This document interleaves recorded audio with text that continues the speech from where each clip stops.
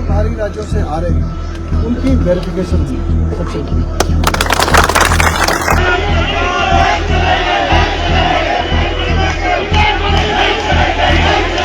तो वैसे ही इतने बड़े नेता नहीं है कि उनके ऊपर मैं कोई टिप्पणी करूं। नमस्कार, हिमाचल दस्तक में आप सभी का स्वागत है। मैं हूं आपके साथ प्रवीण मुंगटा। हिमाचल प्रदेश के एक मुद्दे की चर्चा आज पूरे देश में है। मुद्दा है कथित अवैध मस्जिद विवाद का। जी हां, राजधानी शिमला में अवैध मस्जिद निर्माण को लेकर प्रदेश ही नहीं पूरे देश में इसकी चर्चा है। वहीं मस्जिद निर्माण के विरोध में आज शिमला के संजौली और चौड़ा मैदान में विभिन्न संगठनों के लोगों के साथ स्थानीय लोगों ने सड़कों पर उतरकर विरोध प्रदर्शन किया।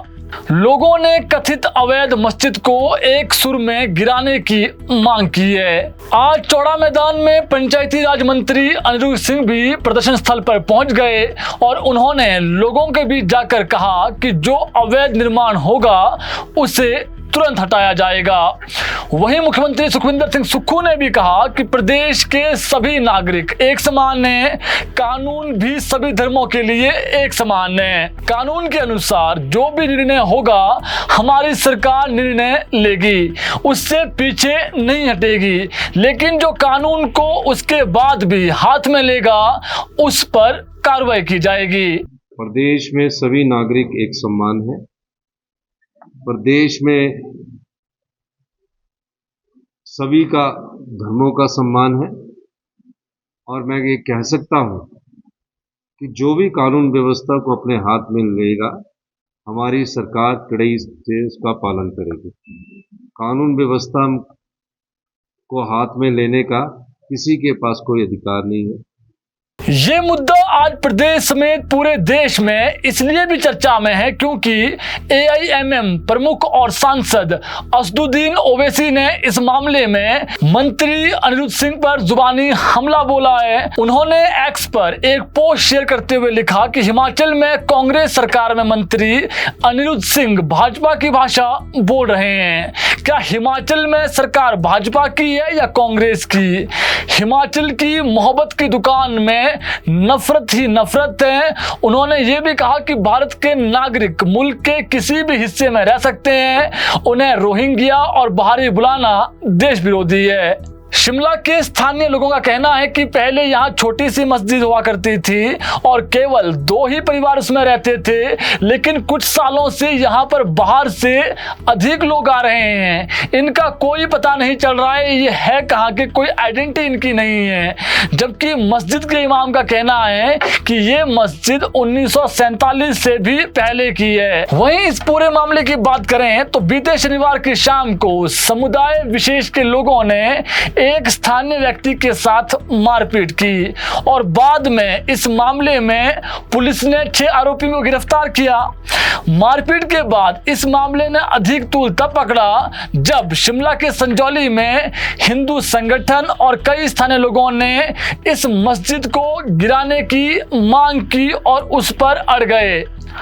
लोगों का कहना है कि शिमला के संजौली चौक से सिर्फ 200 मीटर की दूरी पर पौष इलाके में ये जो मस्जिद है बिना अनुमति व नक्शा पास किए बगैर 5 मंजिला बना दी गई है। स्थानीय लोगों का ये भी कहना है कि विशेष समुदाय के जो लोग हैं वो यहाँ पर नमाज पढ़ने आते हैं, लेकिन इनकी कोई आइडेंटिटी नहीं है, ये हिमाचल प्रदेश के लोग नहीं हैं, इनका पता ही नहीं है ये है कहाँ से हैं। आज देवभूमि क्षत्रिय संगठन के आह्वान पर राजधानी शिमला में बड़ी संख्या में लोग मस्जिद का विरोध करने पहुंचे।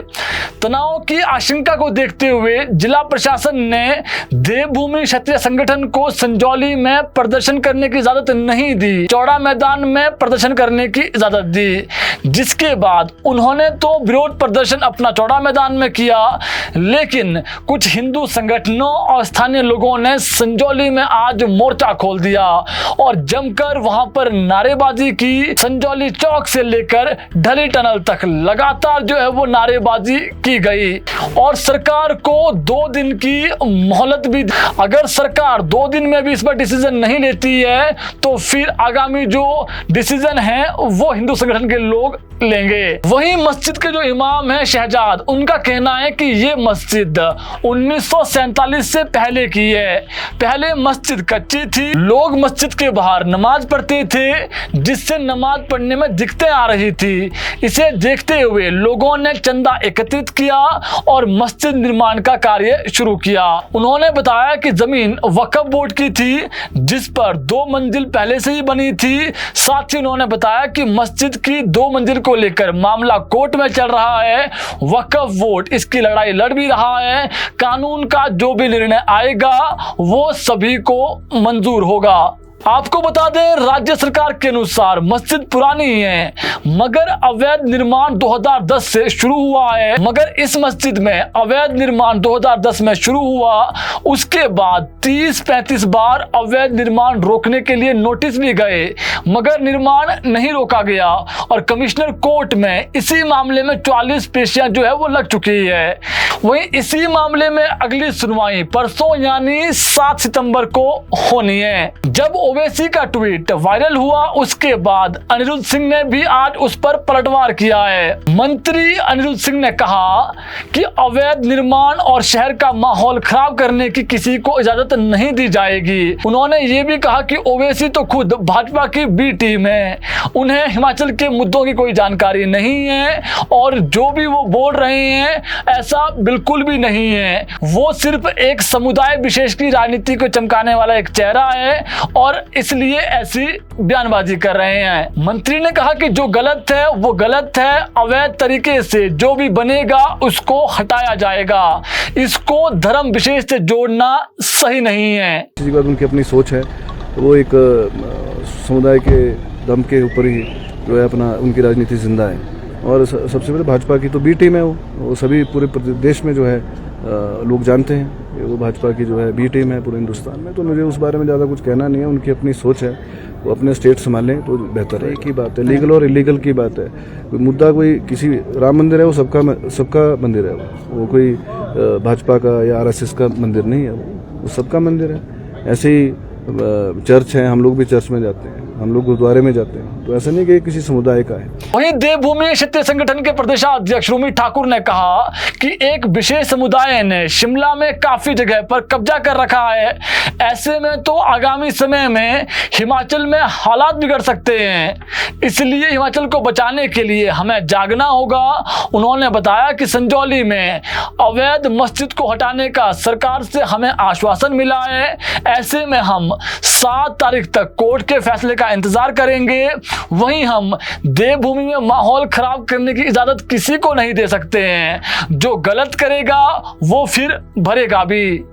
इसलिए आज सांकेतिक रूप से सड़कों पर उतरकर हमने विरोध प्रदर्शन किया है, लेकिन हमारी लड़ाई अवैध मस्जिद हटाने तक जारी रहेगी। पंचायती राज मंत्री अनिरुद्ध सिंह ने कहा कि एक विशेष समुदाय के नए लोग रोजाना यहाँ पर आ रहे हैं, उन्हें शक है क्या ये रोहिंग्या तो नहीं है, इनकी प्रॉपर जांच होनी चाहिए। उन्होंने ये भी दावा किया है कि कुछ ऐसे लोग वो खुद जानते हैं जिनकी आइडेंटिटी का कोई पता नहीं है, वो कहाँ से आए हैं, इसलिए सबकी वेरिफिकेशन बेहद जरूरी है। तो बाहरी राज्यों से आ रहे हैं उनकी वेरिफिकेशन हुई सबसे